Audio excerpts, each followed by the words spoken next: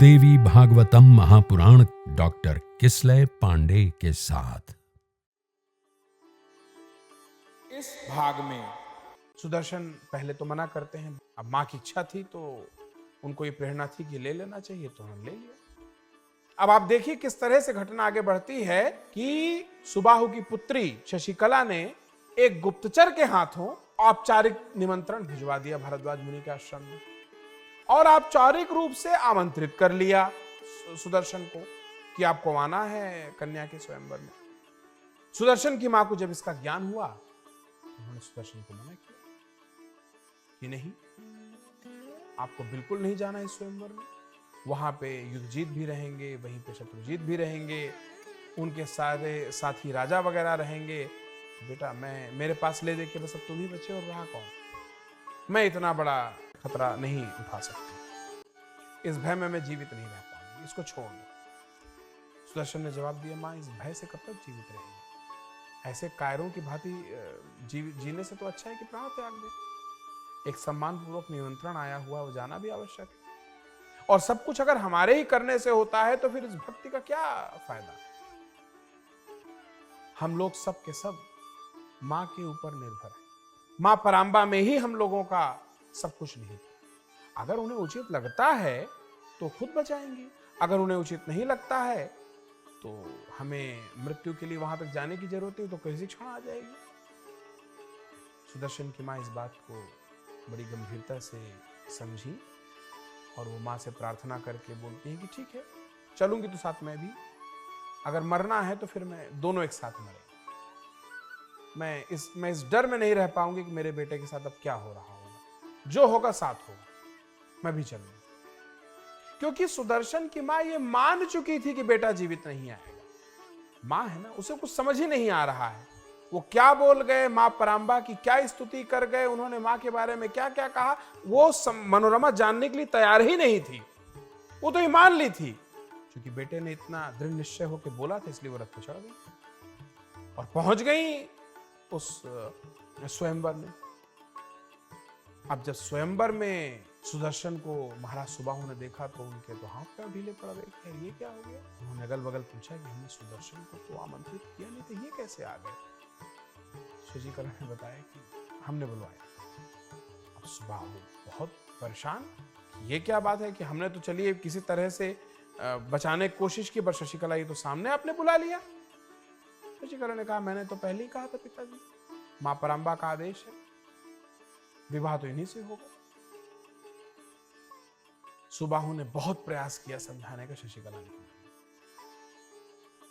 सुबाहु ने कोई रास्ता नहीं देखा, उन्होंने सारे राजाओं की एक सभा बुलाई और कहा कि मेरी पुत्री मेरे वश में नहीं है, वो सुदर्शन को अपना पति मान चुकी है, और अब आप लोग मुझे क्षमा करें, जो भी आप कहते हैं आप लोगों की क्षति की पूर्ति करने का प्रयास करता हूं, और इस दुष्टता के लिए मुझे क्षमा करें। और सब राजा तो मान गए, पर युद्धजीत तो एकदम भड़क उठे, बोले राजन ये तो संभव नहीं, इस अपमान का बदला तो हम बहुत ही गंभीरता से लेंगे, इसमें आपको अपने प्राण भी गंवाने पड़ेंगे।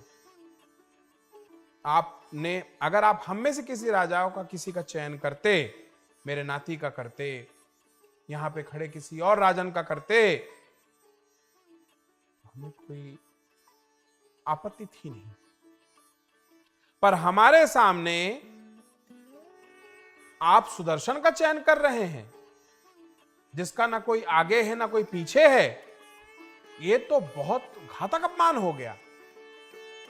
ये स्वीकार, या तो आप इसका स्वयंवर करवाइए, या तो आपकी पुत्री का हरण करके हम ले जाएंगे, और आपका जो हश्र होगा वो तो होगा ही होगा। सुबाहु बड़ी चिंता में पड़ गए, उन्होंने कहा ठीक है, समय दीजिए, बताता हूं। वापस आए वो, उन्होंने बताया शशिकला से कि ऐसा ऐसा हो रहा है, ये तो प्राण पे संकट आ गया, ये कह रहे हैं आपका हरण करके ले जाएंगे। शशिकला ने पूरा विषय समझा और उन्होंने एक युक्ति सुझाई महाराज सुबाहु को, आप एक काम करिए पिताजी, हमारा आप कन्यादान कर दीजिए और हमें नगर के बाहर निकाल दीजिए, और जब हम नगर के बाहर निकल जाएं तो आप राजाओं को बता दीजिए कि हमारी कन्या तो गई, और नगर के बाहर हमारे साथ जो भी होता है वो मां परांबा देख ले। अगर पिताजी यही नियति है तो यही सही। और आपको मेरी सौगंध है कि आप इसे अपने ऊपर नहीं लेंगे। और कसम से इतनी बुरी तरह बांध दिया सुबाहु को शशिकला ने कि सुबाहु ने ऐसा ही किया। उन्होंने मनोरमा और सुदर्शन को बुलाया, रीति रिवाज के साथ उसी रात ही विवाह संपन्न कर दिया, तरह तरह के वस्त्राभूषण दिए। पर कहीं ना कहीं सुबाहु को एक प्रीति भी उत्पन्न हो गई सुदर्शन के प्रति, क्योंकि जानते तो सभी थे कि सुदर्शन का हक मारा गया है, सुदर्शन के साथ अन्याय हुआ है। तो उन्होंने, महाराज सुबाहु ने ये प्रस्ताव रखा सुदर्शन और सुदर्शन की मां के सामने कि आप लोग मेरे राज को ग्रहण करिए और आप यहाँ पे राजा के रूप में स्थापित होइए, मैं मंत्री के रूप में इस राज्य का संचालन करूं। सुबाहु का यह प्रस्ताव तत्काल सुदर्शन ने ठुकरा दिया, मना कर दिया कि नहीं, यह आवश्यक नहीं और ये मैं करूंगा भी नहीं। यहाँ पे कन्यादान आप कर दिए हैं, कन्यादान करके आप हमें जाने दीजिए।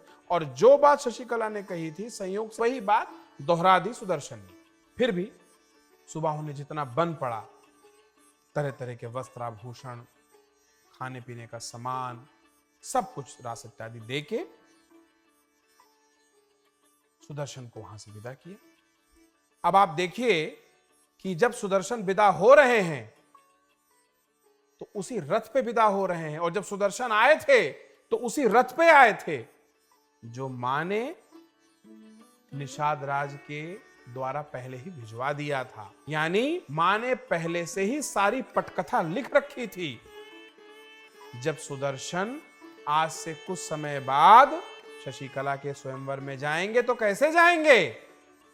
उसके लिए एक रथ चाहिए होगा। वो रथ मां ने पहले ही निषाद राज से भिजवा दिया प्रेरणा से, और 4 पहियों वाला रथ जो चक्रवर्ती राजाओं के पास उस समय होता था, उसी रथ में वो अपनी पत्नी शशिकला के साथ वहां विदा हो। उधर वो नगर के बाहर निकले, इधर सुबाहु ने सभी राजाओं को बुला के औपचारिक घोषणा कर दी कि मेरी पुत्री ने सुदर्शन का पति के रूप में वर्ण कर लिया है और वो विदा हो चुकी है। आपको जो ठीक लगे वो आप करिए, मुझे जो ठीक लगा मैंने कर दिया। अच्छा, इसके साथ ही सुबाहु के साथ जो भी सेना थी अपने पिता धर्म का पालन करते हुए वो पीछे पीछे सेना लेके सुदर्शन के भी चलते रहे। हालांकि निर्धारित ये हुआ था कि आप उनको राज्य के बाहर निकाल दीजिए, आगे की जिम्मेदारी आपकी नहीं है, पर सुबाहु को उचित नहीं लगा। सुबाहु ने सारी सेना इकट्ठा की अपने, और एक कवच की तरह वो पीछे पीछे चल रहे। तभी देखते क्या है कि एक अपार सेना की भीड़ समस्त राजाओं के साथ सुदर्शन का रास्ता रोक ली। अब एक तरफ सामने युद्धजीत, शत्रुजीत और अपार सेना सुदर्शन का वध करने के लिए सामने खड़ी, बीच में सुदर्शन, सुदर्शन की मां, सुदर्शन की पत्नी शशिकला, और दूसरी तरफ महाराज सुबाहु, सुबाहु की सेना। सुबाहु ने तत्काल घोषणा की कि इस युद्ध को मैं लड़ूंगा और जो होगा देखा जाए। सुदर्शन ने तत्काल सुबाहु को बोला कि बिल्कुल आप हिलेंगे भी नहीं, ये सारा का सारा घटनाक्रम मां परांबा ने रचा है, वही इसका निष्पादन भी करेंगे।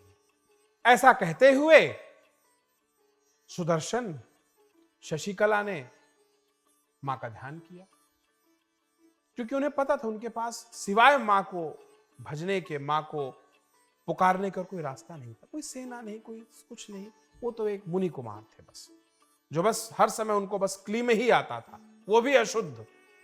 वो क्लीम क्लीम जपने लगे। शशिकला भी मां को पुकार रही हैं, उधर उनकी सेना हुंकार भर रही है। न जाने कितने वर्षों से युद्धजीत इसी क्षण की प्रतीक्षा कर रहा था। इसी क्षण की प्रतीक्षा में शत्रुजीत ढला जा रहा था कि कैसे भी सुदर्शन को मार के जो ये राज्य है उसको पूरा निष्कंटक कर दे, क्योंकि खतरा तो था ही सुदर्शन से। तो फिर प्रेम से बोलिए जय माता की। तो फिर प्रेम से बोलिए जय माता की।